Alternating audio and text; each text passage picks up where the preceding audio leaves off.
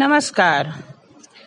आज एक अद्भुत सुखद संयोग है कि 120 वर्ष पूर्व आज के ही दिन एक महान साहित्यकार का धरावतरण हुआ था, जिन्होंने अपने सौंदर्य भाव से समस्त कला साहित्य जगत को प्रोद्भासित कर दिया था। पूछेंगे नहीं वे महान विभूति हैं कौन? आपने ठीक समझा।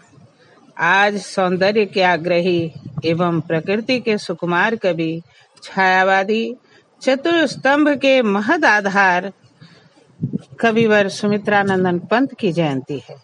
मैं इस व्याख्यान एवं उनके कुछ सुप्रसिद्ध पंक्तियों के माध्यम से उन्हें अशेष हार्दिक श्रद्धांजलि समर्पित कर रही हूँ। वे सदैव हमारे पथ प्रदर्शक बने रहें, यही परमपिता परमेश्वर से एकांत वांछा है। तो आइए उनके व्यक्तित्व और कृतित्व पर हम सभी प्रकाश डालते हैं। आइए एक नजर आज की कक्षा का जो विषय है उस पर भी डालते हैं। तो आज का विषय है प्रकृति के अद्भुत चितेरे सुमित्रानंदन पंत का व्यक्तित्व, कृतित्व और जीवन दर्शन। सचमुच प्रत्येक कलाकार की कला की प्राण भूमि उसका जीवन दर्शन होता है, जिसकी एक झलक उसकी कृतियों में अनिवार्यतः मिलती है। कलाकार की रचना स्वयं में कला और विचारों का अपना युग निर्दिष्ट करती है। पंत ने भी अपने रचना प्रवाह को सौंदर्य युग, प्रकृति युग और अध्यात्म युग में प्रस्तुत किया है। प्रसाद ने नारी, निराला ने पौरुष तथा पंत ने प्रकृति युग और अध्यात्म युग में अपनी रचनाओं को भावाभिव्यंजित किया है। पंत की वीणा में रूप सत्ता का, ग्रंथि में रूप जगत का, पल्लव में प्राकृतिक जगत का, युगवाणी और ग्राम्या में समाज का, स्वर्ण किरण एवं स्वर्ण धूलि में अवचेतन मन का तथा उत्तरा में अवचेतन मन के आत्मोन्मुखी विकास का स्पष्ट रूप सुनाई देता है। उनका प्रारंभिक युग सौंदर्य भावनाओं का युग है। वीणा से युगांत तक सुंदरम का अभिव्यंजन हुआ है। परिवर्तनशील प्रकृति भी है और मानव भी। इसी कारण पिता के निधन एवं कवि की रुग्णावस्था ने उन्हें सौंदर्य दृष्टा से मानव दृष्टा बना दिया।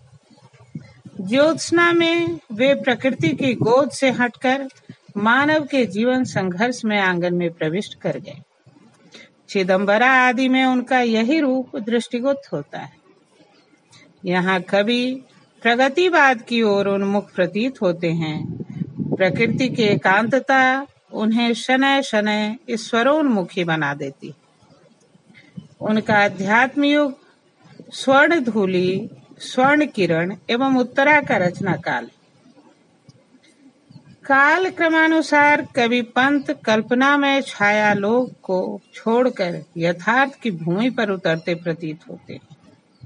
इनका जन्म उत्तरांचल के अल्मोड़ा जिला के कौसानी ग्राम में 20 मई 1900 ईस्वी को हुआ था। जन्म के पश्चात मातृ स्नेह से वंचित इस बालक को अल्मोड़ा की प्राकृतिक श्री सुषमा ने अपनी ओर आकृष्ट किया, जिसका प्रभाव ताउम्र इनके व्यक्तित्व एवं कृतित्व पर दृष्टिगोचर होता है। इन्हें अपने महान काव्यों के लिए 1961 में पद्म भूषण, 1968 में ज्ञानपीठ पुरस्कार से नवाजा गया। इसके अतिरिक्त साहित्य अकादमी पुरस्कार एवं सोवियत लैंड नेहरू पुरस्कारों से भी विभूषित किया गया।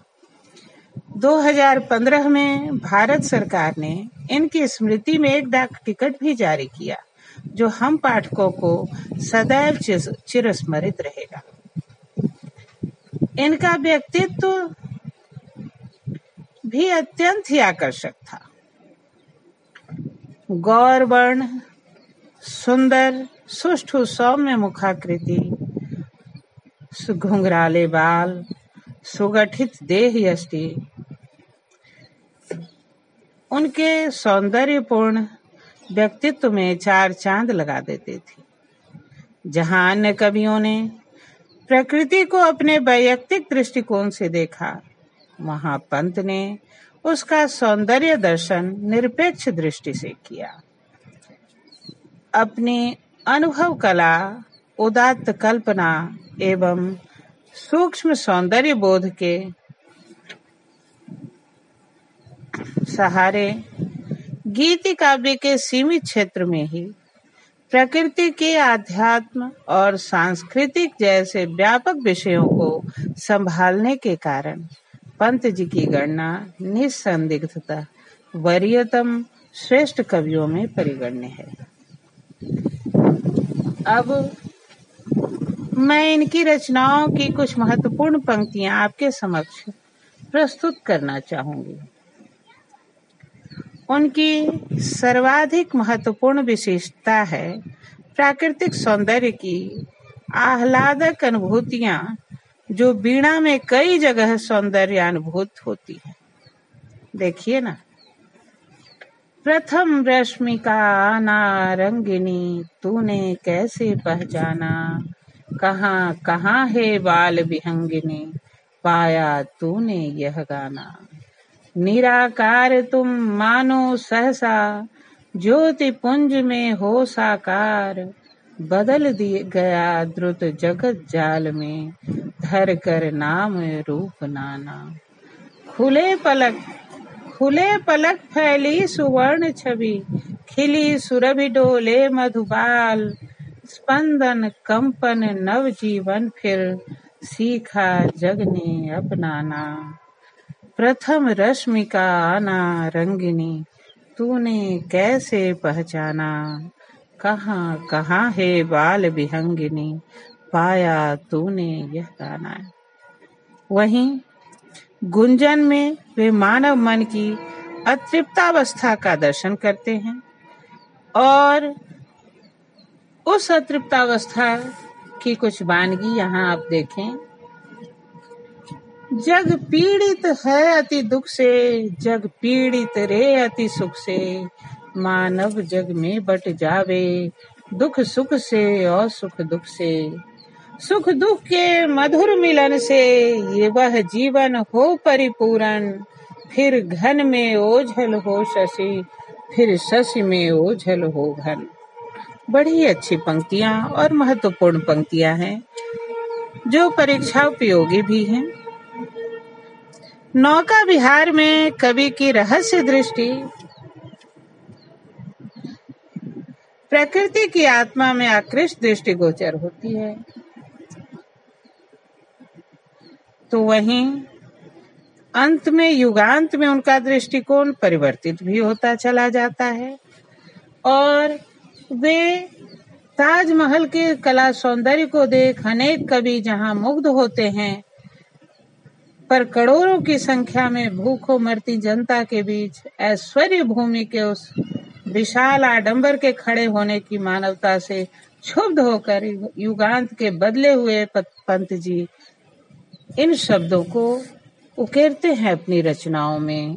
देखिए ना, हाय मृत्यु का ऐसा अमर अपार्थिव पूजन, जब विषन्न निर्जीव पड़ा हो जग का जीवन, मानव ऐसी भी विरक्ति क्या जीवन के प्रति, आत्मा का अपमान प्रेत और छाया से रति, सबको दे हम रूप रंग आदर मानव का, मानव को हम कुत्सित चित्र बनावें सबका।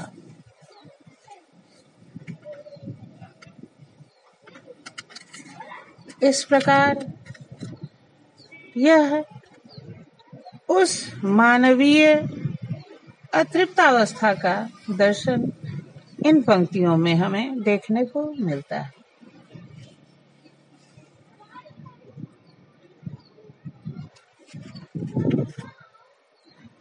मैं कहना चाहूंगी